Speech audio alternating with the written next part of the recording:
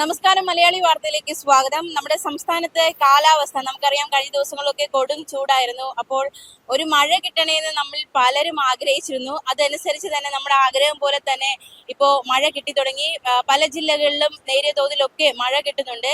ഇനി നമ്മൾ നോക്കാൻ പോകുന്നത് കാലാവസ്ഥ നിരീക്ഷണ കേന്ദ്രത്തിന്റെ മേധാവി നൽകുന്ന ചില മുന്നറിയിപ്പുകൾ. അതായത് മെയ് മാസത്തിൽ മഴയുണ്ടാകും, അത് എത്തരത്തിലാണ് ആ മഴയുടെ തോത് എന്നതടക്കമുള്ള ഒരു മുന്നറിയിപ്പ് കാലാവസ്ഥാ നിരീക്ഷണ കേന്ദ്രത്തിൽ നിന്ന് വന്നിട്ടുണ്ട്. അതിലേക്ക് പോകുന്നതിന് മുന്നേ നമ്മൾ ഇന്നത്തെ ഒരു മഴ മുന്നറിയിപ്പ് കൂടി നോക്കുകയാണ്. ഇന്നിപ്പോൾ വരുന്ന മണിക്കൂറുകളിൽ ചില ജില്ലകളിൽ, എറണാകുളം അതുപോലെ തന്നെ തൃശൂർ ജില്ലകളിൽ ഒറ്റപ്പെട്ട ഇടങ്ങളിൽ നേരിയ മഴയ്ക്ക് സാധ്യതയുണ്ടെന്ന് കേന്ദ്ര കാലാവസ്ഥാ നിരീക്ഷണ കേന്ദ്രം മുന്നറിയിപ്പ് നൽകിയിരിക്കുകയാണ്. അതായത് എറണാകുളം, തൃശൂർ ജില്ലകളിൽ മഴയ്ക്ക് സാധ്യതയുണ്ട്, നേരിയ തോതിൽ മഴയ്ക്ക് സാധ്യതയുണ്ട്. ഈ ജില്ലകളിലുള്ളവർക്ക് ആശ്വാസകരമായ വാർത്തയാണ്. മാത്രമല്ല, വരും ദിവസങ്ങളിൽ, അതായത് നാളെ കണ്ണൂർ, കാസർഗോഡ് ജില്ലകളിൽ നേരിയ മഴയ്ക്ക് സാധ്യതയുണ്ട്. മഞ്ഞ അലർട്ട് പ്രഖ്യാപിച്ചിട്ടുണ്ട് ഈ ജില്ലകളിൽ. അത് മാത്രമല്ല, 1-ാം തീയതി പത്തനംതിട്ട, ഇടുക്കി അതുപോലെ തന്നെ വയനാട് ജില്ലകളിലും, 2-ാം തീയതി ആലപ്പുഴ, കോട്ടയം, എറണാകുളം ജില്ലകളിലും മഴ മുന്നറിയിപ്പുണ്ട്. അപ്പോൾ നേരിയ തോതിലുള്ള ആശ്വാസമാണ് ഈ ജില്ലകളിലേക്ക് എത്തുന്നത്. അതായത് മഴ എന്തായാലും ഈ ഒരു കാലാവസ്ഥയിൽ എല്ലാ മലയാളികളും മഴ ആഗ്രഹിക്കുന്നുണ്ട്. അപ്പോൾ ഇത്തരത്തിൽ മഴ മുന്നറിയിപ്പ് വരുമ്പോൾ അത് വലിയ രീതിയിലുള്ള ആശ്വാസം തന്നെയാണ് മലയാളികൾക്ക് ഒന്നടങ്കം നൽകുന്നത്. ഇനി നമ്മൾ നോക്കാൻ പോകുന്നത് എങ്ങനെയാണ് വരുന്ന മാസം. നമ്മളിപ്പോൾ ഈ ഏപ്രിൽ മാസം കഴിയാറായി, ഈ അവസാനത്തോട് അടുക്കുമ്പോഴാണ് നേരിയ തോതിലെങ്കിലും നമുക്ക് മഴ കിട്ടി തുടങ്ങിയത്. അപ്പോൾ അത് വലിയൊരു ആശ്വാസം. കടുത്ത ചൂടായിരുന്നു, കൊടും ചൂടായിരുന്നു, നമുക്ക് പറയാവുന്നതിലും അപ്പുറമുള്ള ചൂടായിരുന്നു നമ്മൾ ഈ മാസം മുഴുവൻ നേരിട്ടുകൊണ്ടിരുന്നത്.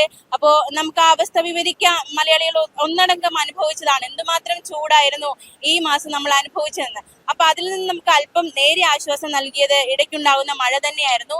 അപ്പൊ ഏപ്രിൽ ഇങ്ങനെയാണെങ്കിൽ മെയ് മാസത്തിലെ അവസ്ഥ എന്താകും എന്ന ഒരു ആശങ്ക മലയാളികൾക്കുണ്ടായിരുന്നു. എന്തായാലും മെയ് മാസത്തിൽ വളരെ ആശങ്കപ്പെടേണ്ട ആവശ്യമില്ല, ആശാവഹമായ സാഹചര്യമാണ് ഉള്ളത് എന്നാണ് മുന്നറിയിപ്പുള്ളത്. അതായത് സംസ്ഥാനത്ത് കൊടും ചൂടിന് ആശ്വാസമായിട്ട് വേനൽ മഴ എത്തുകയാണ്. മെയ് മാസത്തില് വേനൽ മഴ എത്തുമ്പോൾ അത് ശരാശരിയിൽ ഏറെ മഴ കിട്ടുമെന്നാണ് ഇപ്പോൾ ഈ ഒരു കാലാവസ്ഥാ നിരീക്ഷണ കേന്ദ്രം ഡയറക്ടർ നിത കെ ഗോപാൽ വ്യക്തമാക്കുന്നത്.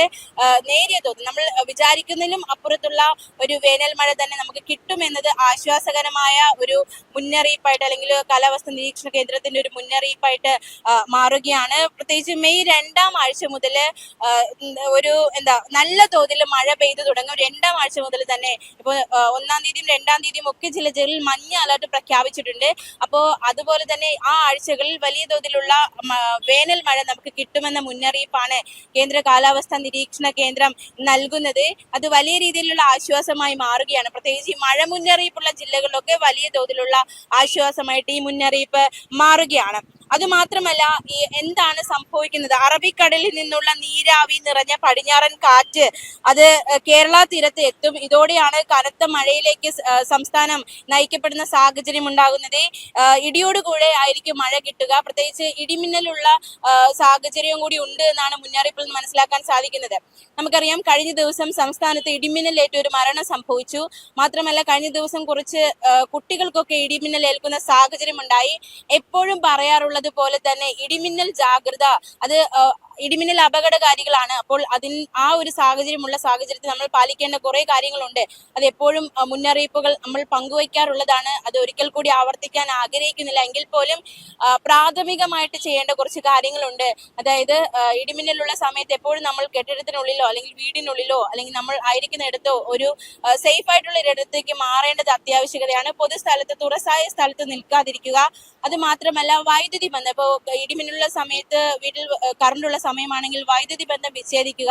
അതുപോലെ തന്നെ അത്തരത്തിൽ ഫോൺ ഉപയോഗിക്കരുത്. അങ്ങനെ ഒരുപാട് കാര്യങ്ങൾ നമ്മൾ പാലിക്കേണ്ടിയിരിക്കുന്നു.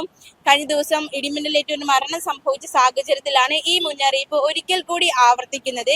അപ്പൊ എപ്പോഴും പറയാറുള്ളത് പോലെ തന്നെ ഇടിമിന്നൽ ജാഗ്രത നിർദ്ദേശങ്ങൾ പാലിക്കുക. ഈ ഇടിമിന്നലോടുകൂടിയുള്ള മഴയ്ക്കാണ്, നമുക്കറിയാവുന്ന പോലെ തന്നെ ഈ കേരളത്തിന്റെ ഒരു കാലാവസ്ഥ എല്ലാവർക്കും അറിയാവുന്നതാണ്. ഇടിമിന്നലോടുകൂടിയ മഴയാണ് വേനൽ മഴയെ കൊണ്ട് ഉദ്ദേശിക്കുന്നത്. അപ്പോൾ വളരെ ജാഗ്രത പുലർത്തേണ്ടിയിരിക്കുന്നു. മഴക്കെടുതികൾ വരാനുള്ള സാധ്യതയുണ്ട്. അപ്പോൾ കൂടുതൽ ജാഗ്രത നമ്മൾ പുലർത്തേണ്ടിയിരിക്കുന്നു. നിലവിൽ തെലങ്കാന മുതൽ കന്യാകുമാരി വരെ ഒരു ന്യൂനമർദ്ദ പാത്തിയുണ്ട്. അതുകൊണ്ടാണ് ഈ ഇടിമിന്നലോട് കൂടിയ മഴ കിട്ടാനുള്ള സാഹചര്യത്തിലേക്ക് കാര്യങ്ങൾ നയിക്കപ്പെടുന്നത്.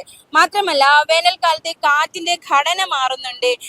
അത് മാറുന്ന സമയം കൂടിയാണ്. അപ്പോൾ ഇതെല്ലാം ഈ ഒരു സാഹചര്യങ്ങൾ കൊണ്ട് തന്നെയാണ് ഇത്തരത്തിലൊരു മഴ സാഹചര്യത്തിലേക്ക് കാര്യങ്ങൾ നടക്കുന്നത്. മഴ കൂടുതൽ കിട്ടാനുള്ള അനുകൂലമായ സാഹചര്യമാണ് നിലവിൽ കാലാവസ്ഥയിൽ ഉള്ളത് എന്നാണ് വിദഗ്ധർ വ്യക്തമാക്കുന്നത്.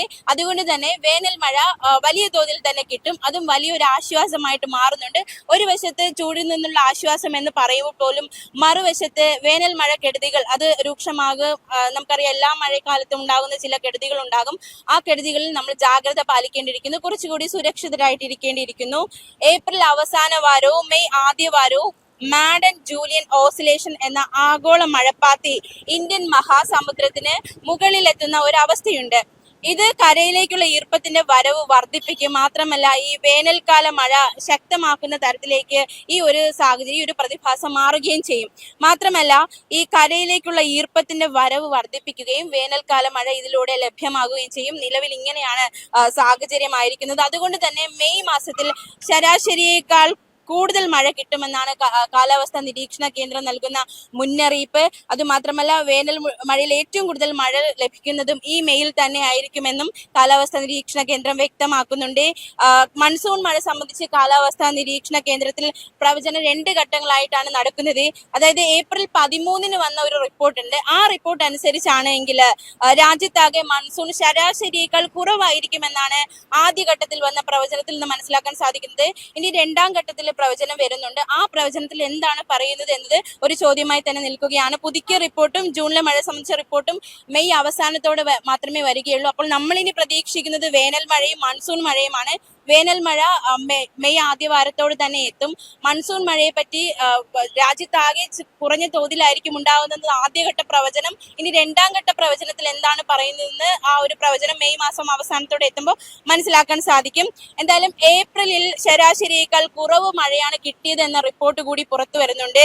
ഈ കർണാടകയോട് ചേർന്ന ഭാഗത്തും മഹാരാഷ്ട്രയിലും അന്തരീക്ഷത്തിന്റെ മധ്യഭാഗത്തായിട്ട് സമുദ്രനിരപ്പിൽ നിന്ന് 3 മുതൽ 5 കിലോമീറ്റർ വരെ ഉയരത്തിലായി പ്രതിചക്രവാത ചുഴി നിലനിൽക്കുന്നുണ്ട്. അത് ഈ ഒരു മഴമേഘങ്ങൾ രൂപപ്പെടുന്നതിന് തടസ്സമായതും താപനില ഉയരാൻ കാരണമായിട്ടുണ്ട്. രാത്രിയിൽ പോലും അന്തരീക്ഷം തണുക്കാനും ഇത് കാരണമായിട്ടുണ്ട്. അപ്പോൾ നിലവിൽ ഇങ്ങനെയാണ് സാഹചര്യങ്ങൾ ഉള്ളത്. എന്തായാലും സംസ്ഥാനത്ത് കൊടും ചൂട് തുടരാനുള്ള സാധ്യത തന്നെയാണ് ഉള്ളത്. ഇത്രയും നാൾ കൊടും ചൂട് തുടരാനുള്ള കാരണങ്ങളിൽ ഒന്ന് ഈ പ്രതിചക്രവാത ചുഴിയാണ്. അപ്പോ ഇനി അങ്ങോട്ട് കാറ്റിന്റെ ഒരു ഘടനയിലും മാറ്റം വരും, അന്തരീക്ഷ നിലയിലും മാറ്റം വരും. വലിയ ആശ്വാസം നമുക്ക് കൊടും ചൂടിൽ നിന്ന് വലിയൊരു ആശ്വാസം നമുക്ക് കിട്ടുമെന്ന് തന്നെയാണ് നമുക്ക് മനസ്സിലാക്കാൻ സാധിക്കുന്നത്. എന്തായാലും ഒരു മരുഭൂമിയിൽ വേഴാമ്പൽ വെള്ളം ആഗ്രഹിക്കുന്നത് പോലെയാണ് മലയാളികൾ നിലവിൽ മഴ ആഗ്രഹിക്കുന്നത്. അപ്പോൾ തീർച്ചയായിട്ടും മഴ ഉണ്ടാകുമെന്ന് തന്നെയാണ്, അതായത് മെയ് മാസം ആദ്യത്തോടെ മഴ ഉണ്ടാകുമെന്ന് തന്നെയാണ് കേന്ദ്ര കാലാവസ്ഥാ വകുപ്പ് നൽകുന്ന മുന്നറിയിപ്പ്. അവർ നൽകുന്ന മുന്നറിയിപ്പിൽ നിന്ന് മനസ്സിലാക്കാൻ സാധിക്കുന്നത്. അപ്പോൾ വലിയ ആശ്വാസകരമായ ഒരു വാർത്ത തന്നെയാണ് കേന്ദ്ര കാലാവസ്ഥാ വകുപ്പിന്റെ ഭാഗത്തു നിന്ന് ഉണ്ടാകുന്നത്. അത് കഴിഞ്ഞ് മൺസൂൺ എത്തുന്നുണ്ട്. അപ്പോൾ കഴിഞ്ഞ ഒരു മാസത്തെ ചൂടിന്റെ ഒരു ക്ഷീണം, നമ്മൾ നേരിട്ട ചൂട് കൊടും ചൂടായിരുന്നു. പുറത്തേക്കൊന്നും ഇറങ്ങാൻ പോലും പറ്റാത്ത രീതിയിലുള്ള ചൂടായിരുന്നു. അപ്പോൾ അതിൽ നിന്ന് വലിയൊരു ആശ്വാസമാണ് ഇനി നമ്മളെ തേടിയെത്തുന്നത്, ഇനി അങ്ങോട്ടുള്ള ദിവസങ്ങളിൽ വരുന്നത് എന്ന ആശ്വാസകരമായ പ്രവചനം കൂടി എത്തുമ്പോൾ വലിയ രീതിയിലുള്ള ആശ്വാസം തന്നെയാണ് മലയാളികളെ സംബന്ധിച്ച്. ഇപ്പോൾ നമ്മൾ തിരുവനന്തപുരത്താണ്. തിരുവനന്തപുരത്ത് നിലവിലുള്ള അന്തരീക്ഷം കഴിഞ്ഞ ദിവസമൊക്കെ കൊടും ചൂടും ഒന്ന് പുറത്തേക്ക് ഇറങ്ങാൻ പോലും പറ്റാത്ത രീതിയിലുള്ള ചൂടായിരുന്നു. അപ്പോൾ നിലവിലെ അന്തരീക്ഷം ഇങ്ങനെയാണ്. ഒരു മഴയ്ക്കുള്ള ഇപ്പോൾ പെയ്യും പെയ്യാതിരിക്കും എന്ന ഭാഗത്തിനാണ് നിലവിലൊരു അന്തരീക്ഷം ആയിരിക്കുന്നത്. അപ്പോൾ നിലവിലുള്ള മുന്നറിയിപ്പുകൾ ഇപ്രകാരമാണ്. അപ്പോൾ എന്തായാലും മഴയ്ക്കായി കാത്തിരിക്കുകയാണ്. മഴയ്ക്കായി കാത്തിരിക്കുന്ന നമുക്ക് ആശ്വാസകരമായ ഒരു പ്രവചനമാണ് കേന്ദ്ര കാലാവസ്ഥാ നിരീക്ഷണ കേന്ദ്രത്തിൽ നിന്നും ലഭ്യമാകുന്നത്.